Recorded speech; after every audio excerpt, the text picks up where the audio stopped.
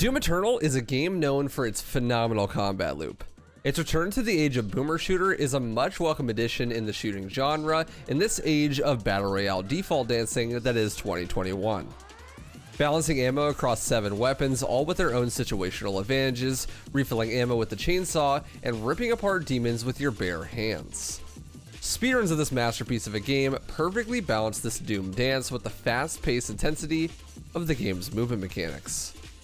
The no major glitches category specifically has a really nice balance between the two, using insane ballista boosts, wall dashes, and yeet hooks to fly over invisible walls and just go really fast.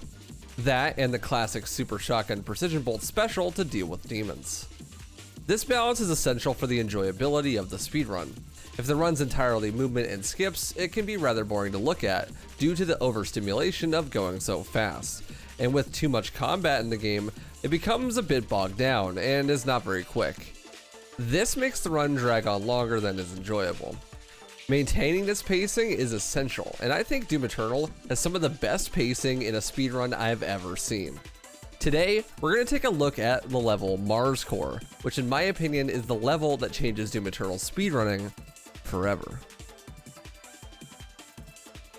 But before we can get to Mars Core, you need to know what the speedrun is like before we got there, so I can illustrate just how much it changes once we do. Doom Eternal scales the mechanical intensity of the game up slowly across your playthrough, by one adding in new guns and mechanics, in an order that makes sense for the player to be able to grasp it on that first playthrough. In the speedrun, this makes the game also slowly ramp up in intensity over time. Starting on Hell on Earth, all you have is the combat shotgun. Sticky bomb management and knowing where the enemies are going to spawn, as well as simply having good aim, are what is necessary to get a good time here. Then we get the heavy cannon and subsequently the precision bolt upgrade, leading to weapon swap cancels and PB shots galore. This and the addition of the grenade makes the later half of the level more about resource management and routing of the chainsaw. By the time we get to Exultia, we already have the Flame Belch, Blood Punch, dashes, and Pulse Rifle. It ramps up quickly, and the more tools you have at your disposal, the more equipped you become to completely devastate the demons as they spawn. You see, the way enemies in Doom Eternal work is that they almost always spawn in the same locations every single time, and they have scripted opening moves and motions. After these actions are done, their enemy AI is essentially random. By knowing what these enemies are going to be doing and where they're going to spawn, you can meticulously plan out the fastest way to kill all of them and progress. The more tools you have at your disposal, the easier this becomes. In early game, you aren't really well equipped enough to be able to stop every enemy before they become random, making these rooms way less optimized and harder to do fast. The further into the game you get though, the more tools you also get. Heat Blast, Rocket Launcher, Super Shotgun, Ballista, and eventually the BFG. If you were to draw a graph that described the amount of random elements in a fight across the run, it would look like this. Once you get to Mars Core, the number drops to almost 0, at least when the BFG actually wants to work. So let's take a look and see exactly why that is, by dissecting the level that changed Doom Eternal speedrunning forever. No matter what Samuel Hayden might say, you can in fact just shoot a hole into the surface of Mars. Actually, you do just that for the rest of the game. The defining moment in this level is the acquisition of Doom's most famous gun, the BFG, or Big Friendly Gun. This monster of a weapon can clear out whole rooms with a single shot. It can also clear your PC of Doom Eternal all by itself. Quite often, actually. Besides crashing the game half the time you shoot it, the BFG is the single most important weapon in all of Doom Eternal. Its capability to clear whole rooms with a single shot, combined with the ability to skip some combat encounters, trivializes a lot of the late game combat sections by boiling them down to basically BFG go burr. Mars Core is the definitive moment in where Doom Eternal speedruns shift from mostly combat to mostly movement. And boy do I love this level for it. Mars Core is by far my favorite level in No Major Glitches, as it shows just how fun and impressive the game's movement mechanics can really be. If Super Gore Nest is the perfect level for combat and No Major Glitches, then Mars Core is the perfect level for movement. These two levels perfectly exemplify everything amazing about No Major Glitches as a category. So let's break down what makes Mars Core so cool. Right out of the gate, we get a second to prepare for the chaos that is to come. Samuel Hayden explains to us just how excited we should be to get the BFG, and we cut him off with a restart checkpoint to skip the end of the elevator. When the door finally opens, we immediately meat hook off the Prowler and around the corner, bunny hopping into this vent and through the grate.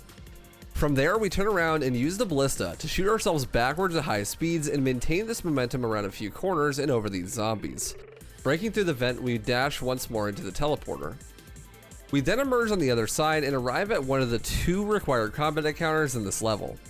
By shooting the precision bolt and then a single rocket, and then using lock-on burst immediately, lock-on burst comes out significantly faster.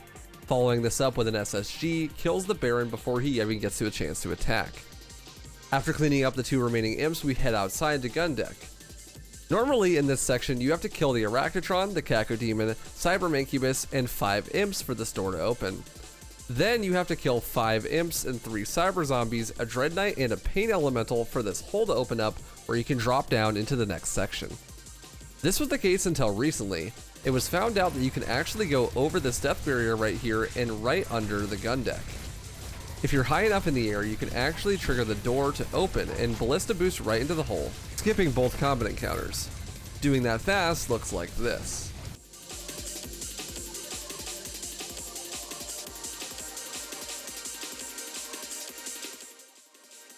Flying through the air and nailing a hole in one like you're Happy Gilmore, you then do a hook jump to get right out of this room without having to do any platforming.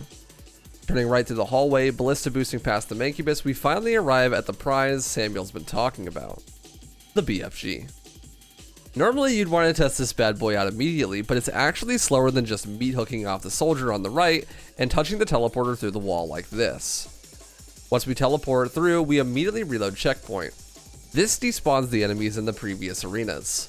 We do this because if you don't, there'll actually be so many enemies alive on the map that new ones can't spawn, and you won't be able to kill all of the enemies required to end the next combat encounter.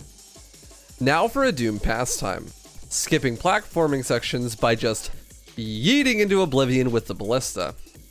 By punching after each shot then re-equipping the ballista, you can cancel the recovery animation. This is called a punch swap. By doing this over and over again, you can gain insane speed really quickly, and this allows us to land right at the end, keeping our hops into the next room and killing the carcass. Now we arrive at the second required combat room, and since we have the BFG, it's going to be really simple. You're supposed to kill everyone in the arena, but there are 2 waves. The first one we take out immediately with the BFG, and cancel that into a chainsaw before the imp gets to die. This gives us back our ammo that we use for the ballista boost on our way here. Then we break the buff totem and chainsaw again while we wait for the dread knight to spawn. Once he does, we shoot 1 more BFG to kill the rest of the arena. During the fade into the cutscene, you reload checkpoint, and this despawns this big invisible wall, allowing for this skip to be possible. By dashing up this slope and into a wall, you get a large boost, and then you can ballista boost out of this right to the gun button. From there, once loaded into the next area, we hook off this enemy and b-hop around the corner, making sure to pog because we actually hit the sick line. Over the tentacles and straight into the hentai, we go through this hole and try to hit a b-hop to get some speed. Bunny hopping in Doom is weird. It's actually literally random. If you're playing at higher frame rates, they happen more often. But even then, it's mostly luck based. By jumping the tick you hit the ground, you can maintain your momentum as you've seen with the ballista boost hops. But if you jump on the first and second frame, you get a large speed increase that is relative to the vertical speed that you had. So falling from a great height and successfully jumping on both tick 1 and tick 2 will look something like this. From this, you can skip the platforming yet again with some sick b-hops and get through this little tunnel, spawning in the Cacodemons. Hooking off 1 and hitting the trigger to spawn in the next arena, we grab the BFG ammo and do a trick called drakePHOSE. Here, you use the accelerated speed from meat hooking with the weapon wheel to do what is called a yeet hook. With this speed, you dodge some invisible walls and fly straight to the end of this very lengthy platforming section. B-hopping our way down some hallways, we arrive at the escape pod where we head straight for hell. This part may as well be called pizza because we're going to be skipping the pineapple. After ballista boosting to the combat, we ice bomb the Mancubus so he stays still and then perform a yeet hook, slamming into the stairs right in front of this huge gate, and it sends us flying right over it. This trick is called pineapple. Don't ask me why, the Doom community is weird. Finally, after a few ballista boosts, we arrive at the portal into Sentinel Prime, completing Mars Core in under 3 minutes. I love this level.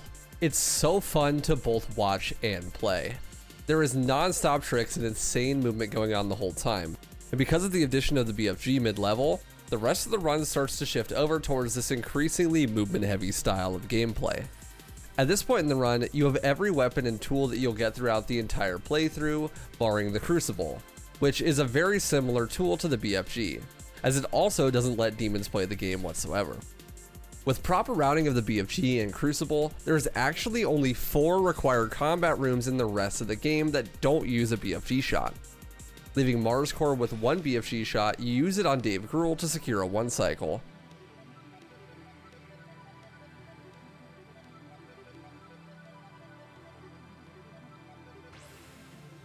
Then it automatically gets refilled when you go back to Fortress. Using 1 in Fortress, then restarting Checkpoint gives it back. The first fight on Terrace Nabad doesn't use a BFG shot, but every other one does. By quitting out as you beat the level, you get both BFG shots back when you start Neckerval. Again, only the first and second combat rooms don't use BFG. Even on Neckerval 2, the second room doesn't use BFG at all, but every single one besides that does. Once you get to Urdak, there is only 2 required combat encounters because of all the skips, like Purple Ring Skip and Sausage, not to mention Moncloud.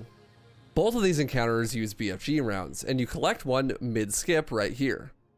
On Final Sin, there's also only 2 required combat encounters, and they all use BFG. Once you hit Mars Core, basically all of the random elements of combat are removed, as you can simply not let the demons play the video game. This level of dominance lends really well to going super fast. The one thing that's random at this point is whether or not the damn BFG wants to crash your game or not. The pacing of the run started off as an improvisational jazz piece. It's now something more along the lines of a Machine Girls song. And that progression is beautiful. It's exactly what you want to see in a speedrun about this length. Most of the random factors are near the beginning, so you get them out of the way early. It's still mostly execution based, but you don't have to worry about losing a run to randomness about an hour in. The longer you play, the more execution heavy the game gets. While the combat may get less random, that doesn't always mean that it's easy. There are plenty of combat encounters that even though you use a BFG, not every enemy dies. You may still have to clear fodder, or hit a sick D-blade. With this calculated approach to combat, that frees up most of the rest of the game for really sick movement, and having good movement is where most games save most of their time. Think about it this way. Lots of combat encounters are scripted and can't possibly be finished faster than a certain time. But people to this day still save milliseconds on tight turns and clean lines in games like Resident Evil. Imagine how much that is amplified with a crazy movement system like Doom Eternal. Each bunny hop, meat hook, and ballista boost can be pushed to the absolute breaking point, squeezing every last second out of the game. Long after the combat is completely solved, there will still be people grinding movement. And that is what makes a game with a balance of both so fun to run and watch. Personally, no level in Doom exemplifies this dynamic shift in speedrunning more than Mars Core, and that's why it's the level that changed the game forever. Mars Core and every other level in Doom Eternal is getting pushed to its absolute breaking point.